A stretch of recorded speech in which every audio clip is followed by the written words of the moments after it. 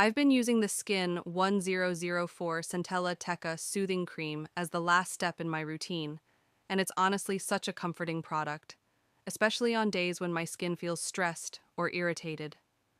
The texture is a fresh, watery gel cream that spreads effortlessly and sinks in quickly without feeling greasy or heavy. It gives just the right amount of moisture, leaving my skin soft, balanced, and calm without any shiny finish.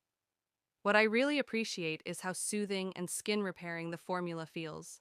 It's packed with Centella asiatica extract and concentrated TECA, madecassoside, asiaticoside, madecassic acid, and asiatic acid, which help reduce redness and calm sensitivity while strengthening the skin barrier.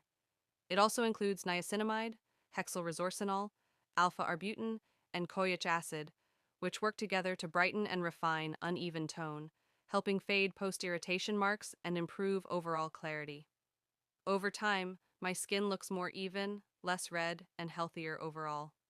I use it as the final step after toner and serum, taking a small amount and gently spreading it over my face, then patting it in for better absorption.